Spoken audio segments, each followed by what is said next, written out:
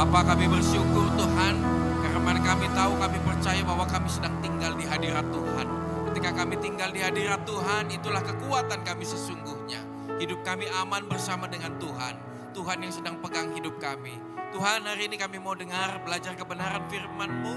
Kiranya Engkau urapi anak-anak muda di tempat ini Tuhan.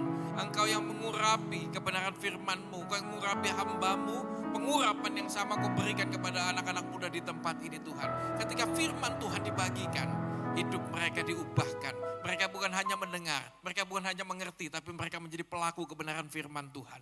Terima kasih Bapa. Di dalam nama Yesus, mari kita yang siap dengar kebenaran firman Tuhan, kita berkata sama-sama, amin. Shalom. 2 minggu lalu ketika doa malam, itu Yafet yang khotbah, Kak Yafet yang khotbah, dia bawakan dari Lukas 5 ayat 1 sampai 11. Nah, bukan kebetulan, karena tidak ada yang kebetulan di dalam Tuhan. Saya menyiapkan firman ini Lukas 5 1 sampai 11. Saya percaya berarti pesan Tuhan penting untuk Lukas 5:15 ini kita terima. Karena hamba-hamba Tuhan menyampaikan itu bukan satu kebetulan. Saya juga tidak pernah janji dengan Yafet. Yafet bawakan ini, saya bawakan ini. Coba kita sama-sama belajar. Kita saling melengkapi satu sama lain nanti. Lukas 5 ayat 1 sampai 11. Sudah ketemu? Mulmet Lukas 5 ayat 1 sampai 11? Enggak, udah dibuka sendiri-sendiri ya? Udah ketemu enggak? Yang ketemu lambaikan tangan. Lukas 5 1 sampai 11. Nah, udah, ayo kita baca yuk. 1, 2, 3. Pada suatu kali Yesus berdiri di pantai Danau Genesaret. Sedang orang banyak mengerumuni dia hendak mendengarkan firman Allah. 2.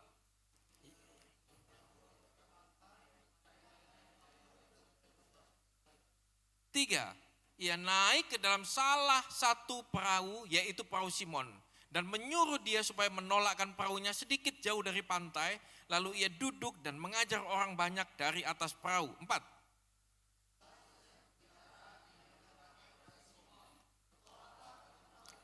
Tebarkanlah jalamu untuk menangkap ikan.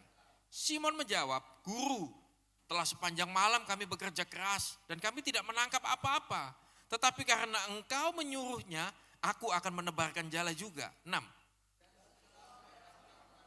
Mereka menangkap sejumlah besar ikan sehingga jala mereka. 7.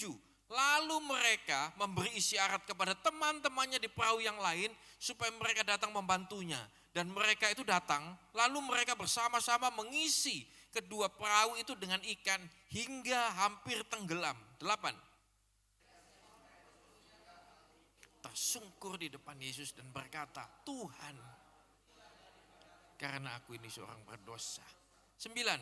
Sebab ia dan semua orang yang bersama-sama dengan dia takjub oleh karena banyaknya ikan yang mereka tangkap. 10.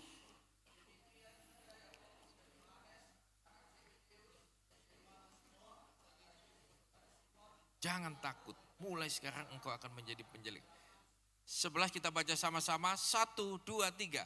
Dan sesudah mereka menghela perahu-perahunya ke darat, mereka pun meninggalkan segala sesuatu lalu mengikut Yesus. Amin, demikian firman Tuhan. Lukas 5 ini adalah satu kisah, satu cerita firman Tuhan. Bagaimana Tuhan Yesus pertama kali memilih murid, memilih pelayan Tuhan, memilih orang yang dijadikan dia untuk melayani dia. Jadi satu kali Tuhan Yesus kalau baca di ayat yang keempat, kita baca di itu Tuhan Yesus selesai dari pencobaan di padang gurun, dia membuat mujizat di mertuanya Simon, di Galilea dia dipenuhi dengan Roh Kudus sampai dia ditolak di Nazaret. Sampailah di Lukas 5 di dekat pantai danau. Jadi pantai tapi berupa danau Genesaret. Nah, Yesus sedang berjalan di situ, dia dikerumuni orang banyak. Ayat kedua, ia melihat 2 perahu di tepi pantai. Ada 2 perahu di tepi pantai. Nelayan-nelayan itu telah turun, sedang membasuh jalannya. Yang ketiga, kita belajar poin pertama. Ia naik ke dalam salah satu perahu itu. Jadi tadi ayat 2 ada 2 perahu. Nah, Tuhan Yesus itu naik ke salah satu yang dipilih perahunya Simon. yaitu perahu Simon, dan menyuruh dia supaya menolakkan perahunya sedikit jauh dari pantai. Lalu Tuhan duduk mengajar orang banyak di atas perahu. Firman Tuhan ngajar gini loh, tidak ada satupun hal yang kebetulan di dalam Tuhan. Amin gak? Tadi beberapa orang hamba Tuhan tadi, kebetulan itu adalah satu rangkaian urutan kejadian yang memang sudah dari desain awalnya sudah ada. Hari ini ketika Tuhan Yesus diperhadapkan dengan dua perahu, nggak ada tuh yang ngomong pakaian punya Simon aja Tuhan, punya Simon lebih baik, enggak. Atau pakaian satunya Tuhan, yang satunya itu enggak bocor, enggak ada yang begitu loh. Tuhan memilih perahu punya Simon. Hari ini kalau kita ada di tempat ini, yakinkan dirimu, percayai dirimu bahwa Tuhan yang sedang memilih engkau. Tidak pernah ada terus yang lain dipilih yang enggak. Oh aku ini cuma kebetulan Pak, aku ada di sini karena diajak si A, si B. Iya memang betul. Bisa jadi Anda datang di sini karena mungkin diajak temanmu, tapi satu hal, ketika engkau tahu, engkau mau jadi anak Tuhan, itu bukan kebetulan. Kau sedang dipilih oleh Dia. Cuma kita tidak tahu cerita pemilihan kita karena Alkitab yang menulis cerita pemilihan Simon. Tapi sesungguhnya di sorga nama kita sudah tertulis dari awal. Setuju? Sampai di sini setuju gak? Kita benar-benar belajar ini dulu. Nah, ketika ini terjadi, hidup Simon dipakai perahunya. Ketika mungkin Tuhan Yesus berkhotbah, di situ pasti lama, orang banyak. Simon itu mungkin liatin di pinggir, dia mungkin gak tertarik dengan khotbah Yesus pada hari itu. Dia belum jadi murid, pada hari itu dia belum tahu siapa Yesus. Kenapa? Karena ada ayat ke-5 kalau gak salah, dia panggil kau guru, dia panggil Tuhan itu guru. Dia belum tahu Yesus siapa, mungkin dia khotbah. Aduh lama banget sih. Kenapa? Karena nelayan lain semalam-malaman, dia tidak ngomong, semalam-malaman aku mencari ikan tidak dapat. Nelayan-nelayan lain itu sudah mulai membasuh jalannya. Jadi nelayan itu ketika selesai mencari ikan, mereka pagi itu akan pulang. Nah mereka belum selesai. Yang tadi malam sobek kena batu itu mereka betulin kembali, dijahit lagi hari itu, dibersihkan apa yang nyangkut dari karang. Supaya apa? Malam nanti mereka bisa pakai kembali. Mungkin Simon nungguin, aduh lama, gak selesai-selesai, kapan selesainya? Jalannya dia masih di situ, perahunya masih di situ semuanya. Alkitab mencatat Simon tidak turun pada hari itu. Dia nungguin gak selesai-selesai. Tapi ingat baik, di dalam Tuhan pakai hidup kita masing-masing hari ini, apapun yang Tuhan pakai, bisa besar kecil peranannya di mata manusia, atau mungkin tidak terlihat di mata manusia. Tapi satu hal, Tuhan tidak pernah hutang. Setuju? Kenapa? Simon yang dipilih, perahu Simon selesai Tuhan Yesus khotbah, dia ngomong, Simon tolakkan perahunya ke tengah dalam. Ayat yang ngomong Lukas 5 ayat 3-6. Saya bacakan. Ia naik ke dalam salah satu perahu, yaitu perahu Simon, dan menyuruh dia supaya menolakkan perahunya sedikit jauh dari pantai. Lalu ia duduk mengajar orang banyak dari perahu. Tuhan Yesus sedang pakai perahu Simon. Simon nunggu seharian, ayat 6. Dan setelah mereka melakukannya, mereka menangkap sejumlah besar ikan sehingga jala mereka mulai koyak. Itu adalah ayat 6 adalah hasilnya. Ayat 4 dia berkata, selesai berbicara, Tuhan Yesus selesai berkhotbah, ia berkata kepada Simon, Simon bertolaklah ke tempat yang dalam, tebarkanlah jalamu untuk menangkap ikan. Simon menjawab, Guru. Pasal 5, dia panggil Yesus dengan kata-kata guru. Guru, telah sepanjang malam kami ini bekerja keras, kami tidak menangkap apa-apa. Tetapi karena engkau menyuruhnya, aku akan menebarkan jala juga. Apa sih cerita ini? Begini loh. Dalam kehidupan kita, ketika kita sedang dipakai Tuhan, seringkali nanti ada satu waktu dalam hidupmu, seluruh apa yang kau andalkan, seluruh apa yang engkau bisa, seluruh apa yang pengalaman yang kau punya, tiba-tiba Tuhan patahkan nanti di situ. Kenapa Simon ngomong, Guru, gak mungkin. Karena dia tahu persis, dia nelayan sepanjang malam, danau itu sudah dia puteri semua. Bapak Ibu, dia bilang begini Yesus, kita ke tengah yang paling dalam, kita ke situ, lemparkan jalamu. Jala itu bukan untuk metode atau cara mencari ikan untuk di laut dalam. Berapa sih dalamnya jala? 1 meter, 2 meter, 1,5 meter paling dalam. Untuk nangkep ikan di dalam, yang paling dalam bukan pakai jala. Orang pakai banyak hal, pakai pukat, itu yang di bawah. Yang ditarik nanti dengan perahu sampai ke atas, itu pakai itu. Kalau jala itu untuk yang pendek, di pinggiran itu jala. Atau ikan yang di atas itu jala. Tapi kalau di dalam nggak mungkin pakai jala. Maka itu Petrus ngomong, guru, sudah semalam-malaman loh kami ini cari. Tidak ada, kami tidak dapat apa-apa. Tapi karena engkau menyuruhnya, kita tahu hasilnya. Ketika itu ditebarkan, jala itu luar biasa, ikan yang didapat. Ayat 6 berkata, mereka menangkap sejumlah besar ikan sehingga jala mereka mulai koyak. Mungkin kita sekarang melayani Tuhan, Tuhan pakai, oh iya saya bisa musik, oh iya saya bisa nyanyi, oh iya saya bisa ini, bisa itu. Tapi dengar baik, ada satu titik nanti dalam hidupmu, Tuhan akan apa yang kau andalkan, apa yang paling engkau bisa, apa yang pengalaman, apa yang kau berkata, aku di sini mahir kok. Kalau di sini aku tidak perlu Tuhan, enggak. Satu kali engkau akan punya pengalaman bersama Tuhan, memang akan Tuhan buat begitu. Sehingga kita mengenal Dia bukan sebagai guru. Bapak Ibu, anak-anak muda di tempat ini kalau kau ditanya, siapa Yesus? Kau akan jawab kok, yo dia Tuhan. Saya melayani Yesus. Saya pun kalau ditanya saya akan berkata demikian. Tapi hari ini ketika pengalaman demi pengalaman dalam kehidupan bersama Tuhan terjadi dalam kehidupan saya, nanti Anda akan alami, nanti kalian juga akan alami kok satu persatu. Sampai engkau bisa berkata, Yesus bukan sekedar Tuhan. Yesus itu hidup saya. Tidak ada yang dapat menggantikan dia dalam kehidupan. Tapi kalian butuh nanti pengalaman itu. Pengalaman yang juga bukan hanya dengan dikhotbahkan. Pengalaman Petrus itu tahu kok cara mencari ikan, dia gak usah diajar. Dia tahu persis cara cari ikan. Bahkan Tuhan Yesus itu bukan nelayan. Tuhan Yesus itu tukang kayu. Petrus itu dari kecil dia nelayan. Dia tahu persis. Tidak mungkin pakai jala bisa di laut dalam. Tapi hari itu Tuhan patahkan semua teori, pengalaman, kemahiran, kehebatan dia. Satu kali waktu jala itu diangkat, dia lihat sesuatu yang tidak pernah bisa dia pikirkan sebelumnya. Dia lihat ayat 8.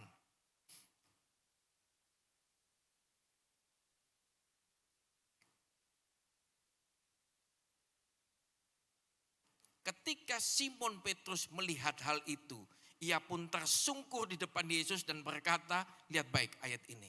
Tiba-tiba dia panggil Tuhan. Pergilah daripadaku karena aku ini seorang berdosa. Apa sih yang dilihat Petrus?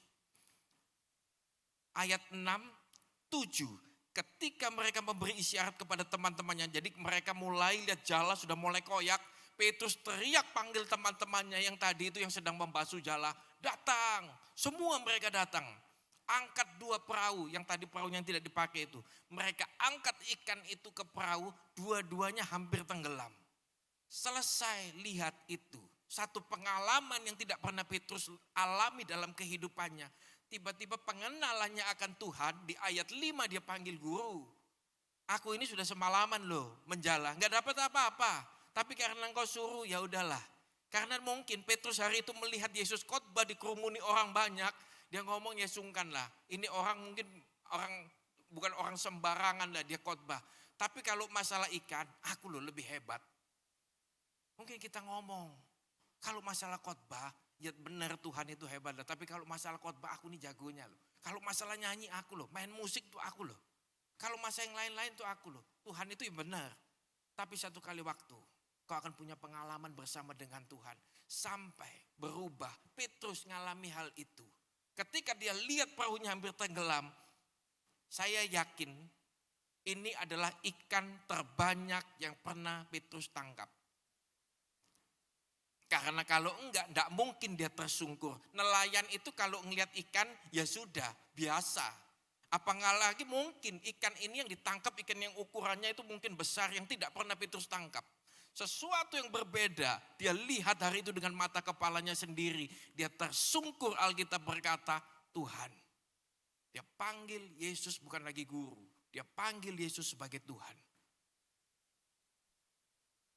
Berapa banyak nanti pengalaman yang harus kau alami dalam hidupmu. Sampai engkau berkata, engkau itu bukan sekedar Tuhan bagi hidupku.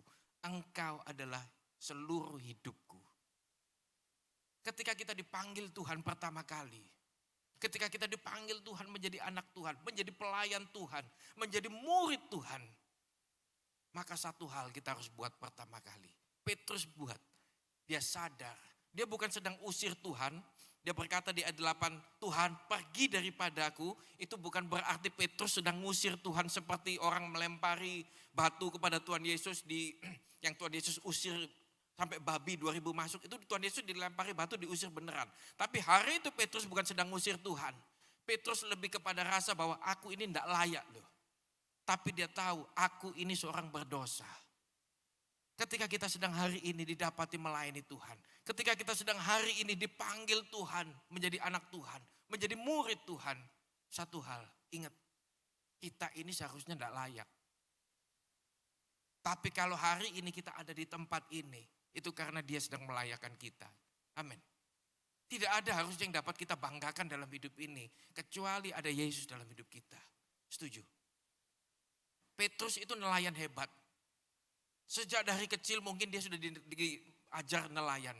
Tapi hari itu dia berkata, bukan lagi guru, Tuhan.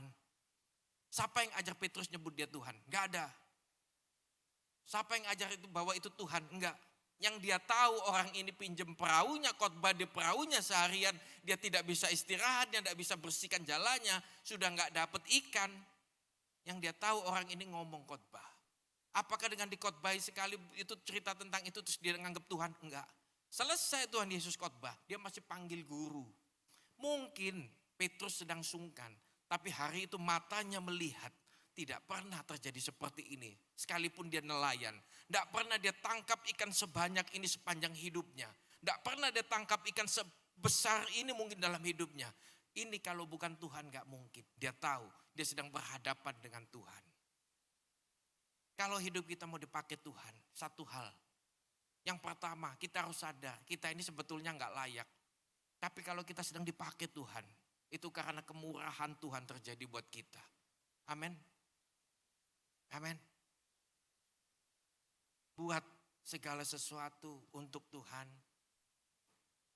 itu dengan dasar bahwa karena kemurahan Tuhan terjadi.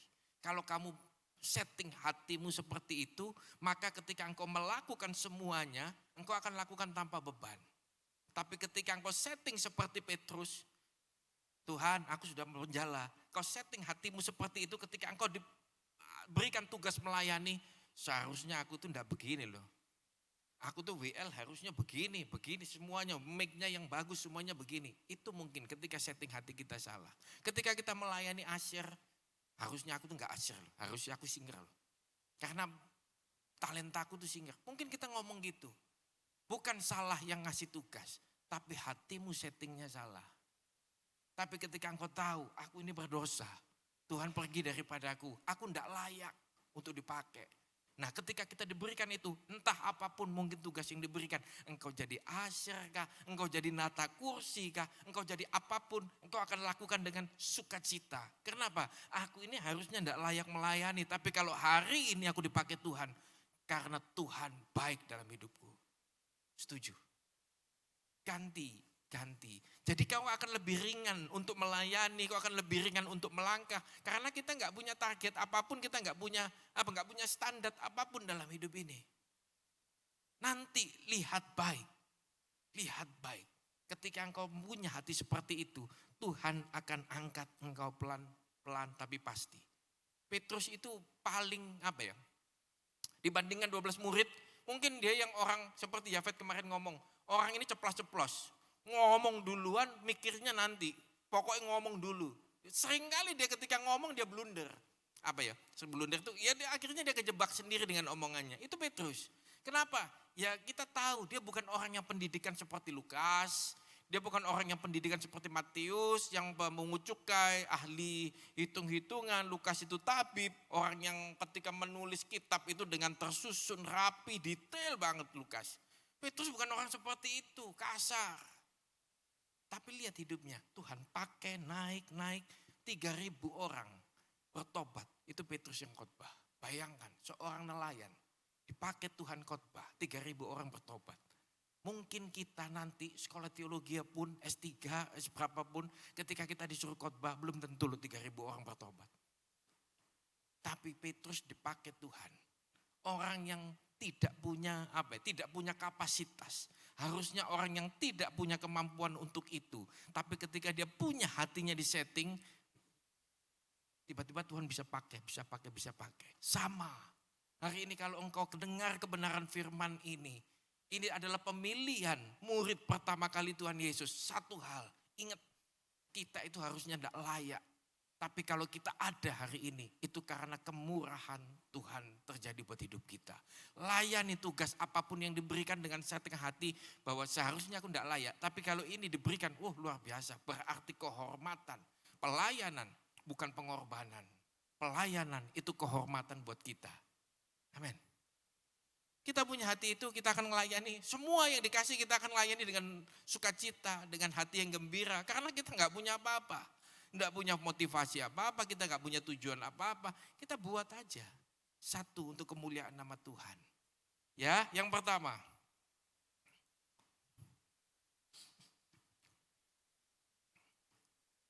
Yang ketiga, yang kedua. Ketika kita itu dipanggil untuk melayani. Satu hal. Kita ngerti bahwa bukan hidup kita yang dipakai sendirian kok. Enggak, kita butuh orang lain. Lukas ayat 7.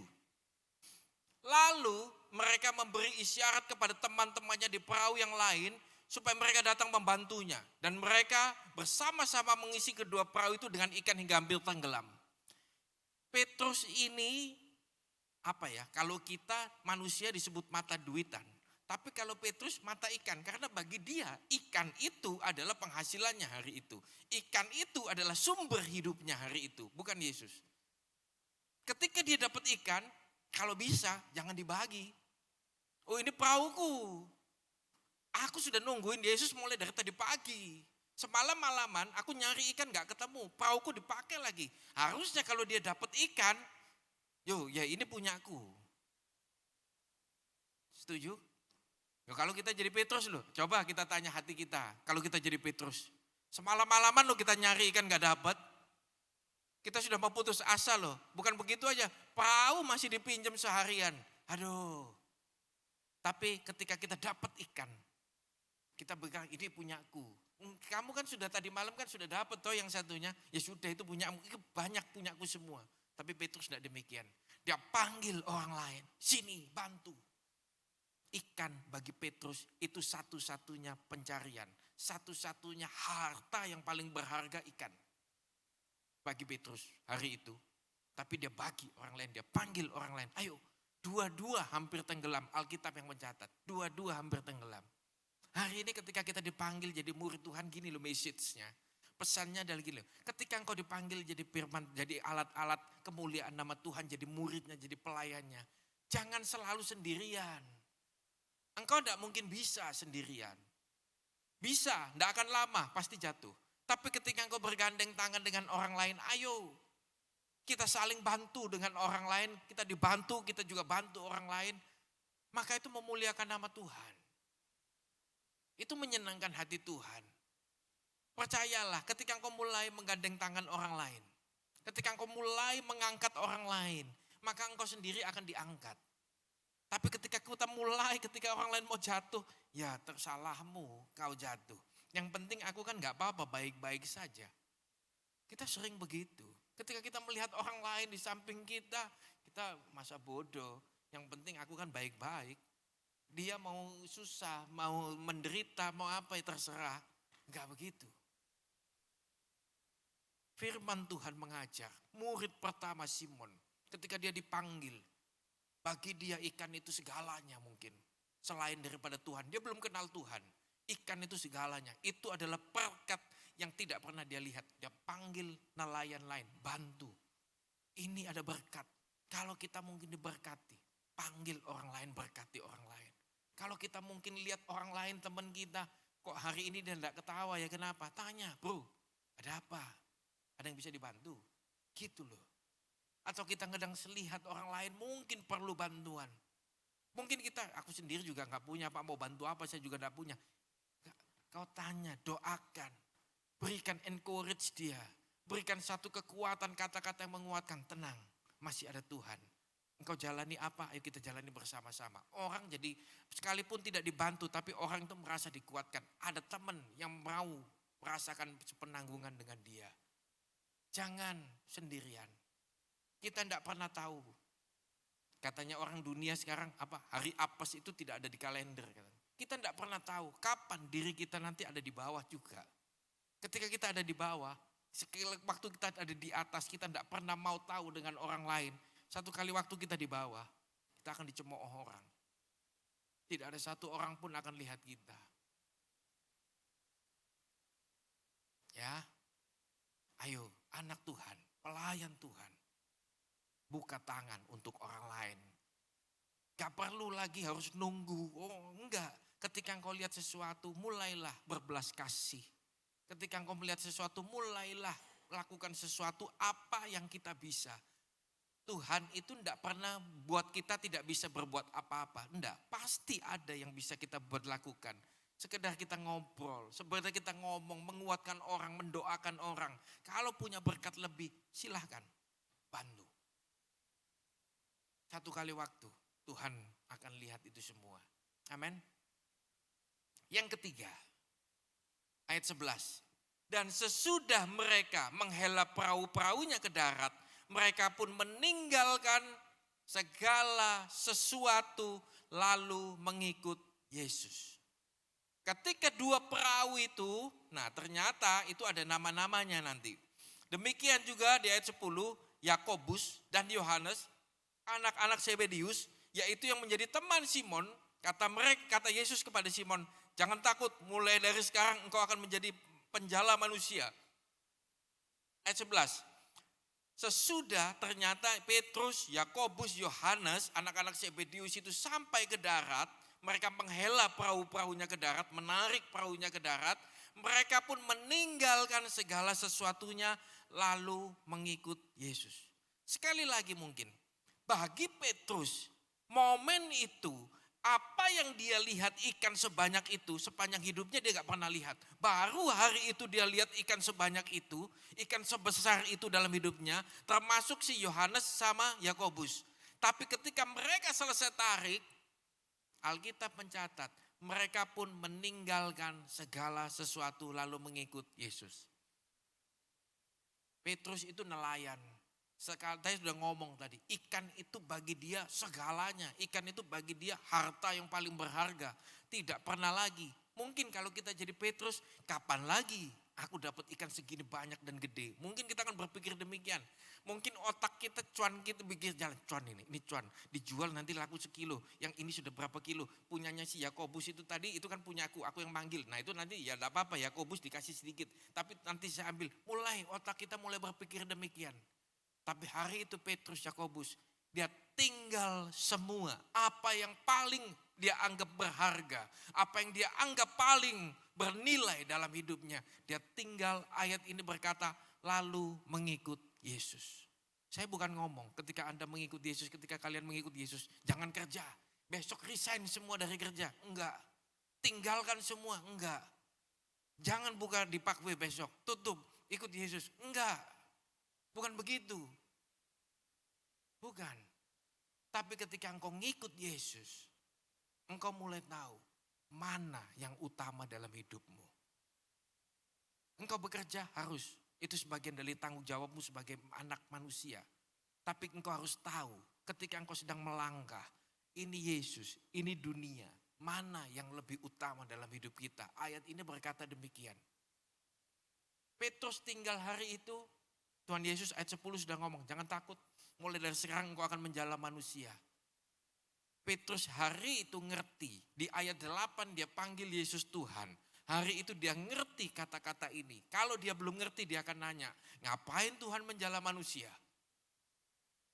Lebih enak menjala ikan dapat duit.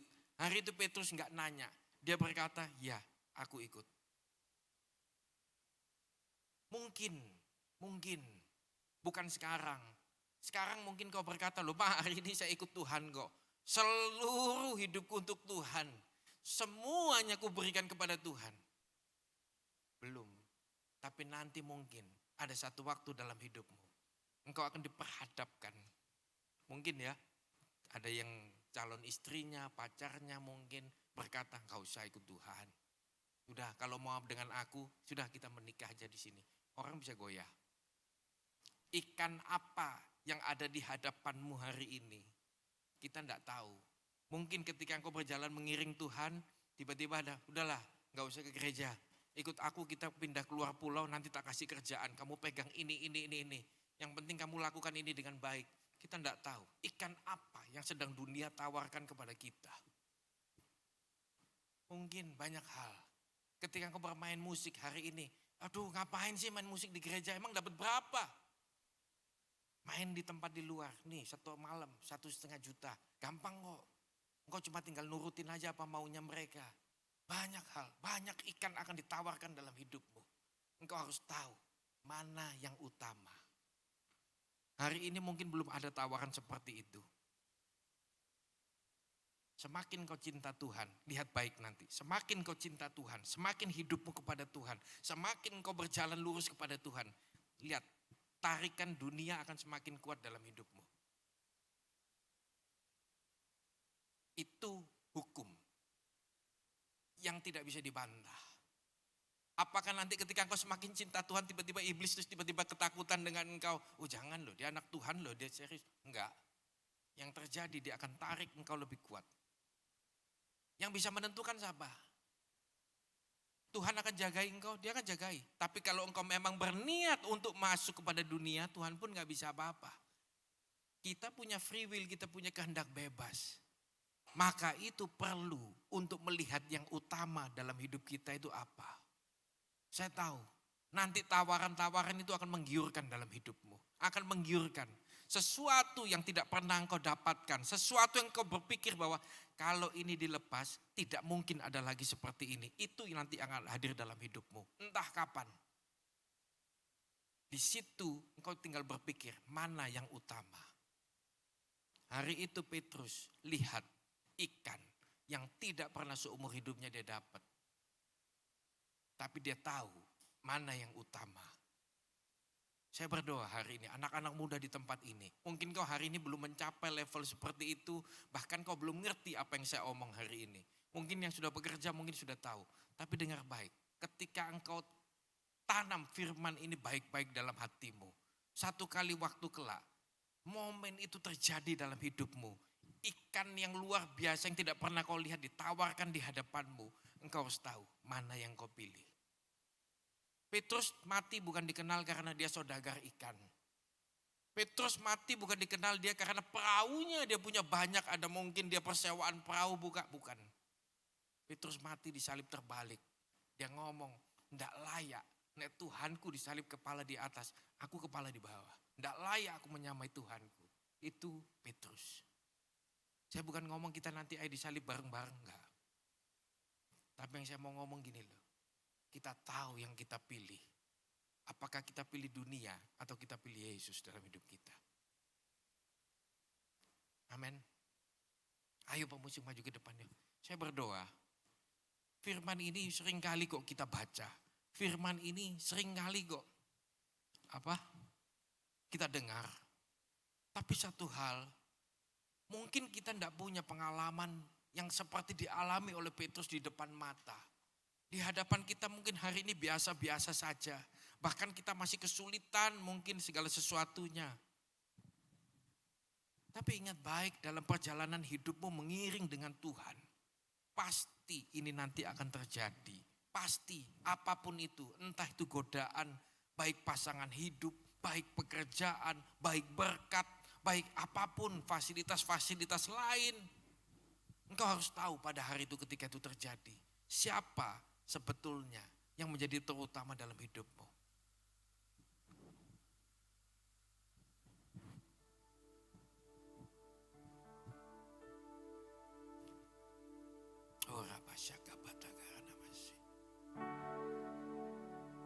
Firman ini Tuhan dalam nama Yesus, Tuhan meteraikan dalam setiap hati anak-anak muda di tempat ini. Sekalipun mereka hari ini belum mengalami, tapi kiranya firman ini dimeteraikan. Roh Kudus, Engkau yang jaga firman ini dalam hati mereka.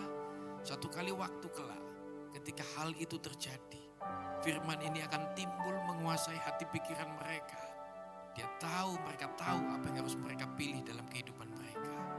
Terima kasih Tuhan. Mari kita angkat pujian ini dengan sungguh-sungguh.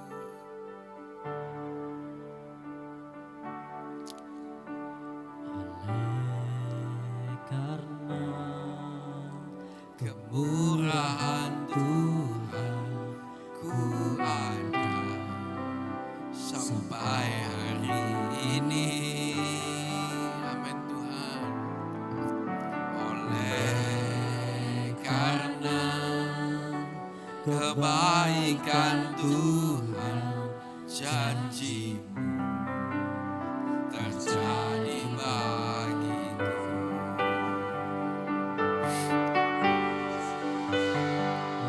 karena kemurahan Mari kita bangkit berdiri yuk. Arahkan hati kita, angkat tangan kita di hadapan Tuhan. Yes, angkat pujian ini bersama-sama. karena Kebaikan Tuhan, janji-Mu terjadi bagiku. Ku sembah Kau Tuhan, ku mengangkat wajahku. Selamanya Kau ajaib bagiku. Ku sembah Kau Tuhan, ku mengangkat tanganku. Selamanya Kau hebat bagiku. Ku sembah Kau Tuhan, ku mengangkat wajahku. Selamanya Kau ajaib bagiku. Ku sembah Kau Tuhan, ku mengangkat tanganku. Selamanya Kau hebat bagiku. Anak-anak muda di tempat ini dengar baik. Mungkin hari ini kau berkata, saya belum pernah ngalami Pak seperti apa yang dialami Petrus. Saya tidak ngerti ada berapa banyak tawaran yang dalam kehidupan saya. Atau mungkin kau sedang berkata, sebagian berkata, hari ini saya kok tidak melihat kebaikan Tuhan dalam hidup saya. Hidup saya juga begini-begini aja. Atau mungkin kau berkata hari ini, engkau adalah orang sebagian murid Kristus yang berkata, hari ini aku yang dipakai Tuhan. Yang lainnya sih bodoh amat terserah. Mari kita sama-sama punya hati yang benar di hadapan Tuhan. Angkat hatimu, buka hatimu di hadapan Tuhan. Biar semua yang baik, tiba-tiba Tuhan celikkan mata hatimu hari ini. Engkau akan memandang dia seperti pandang Petrus. Petrus pandang dia guru ketika dia selesai perahunya dipakai. Tapi ketika Tuhan buat sesuatu dalam hidupnya, tiba-tiba Tuhan, Petrus buka mata hatinya. Dia pandang Yesus sebagai Tuhan. Hari ini kami berdoa. Saya berdoa di hadapan Tuhan. Hari ini juga Tuhan buka mata hati mereka. Apapun yang mereka alami Tuhan, pergumulan apapun, Engkau yang akan menjadi Tuhan dalam hidup mereka. Taruh tanganmu di dada ketika engkau mau didoakan. Sebentar, Pastor Budi akan berdoa buat engkau. Ku sembah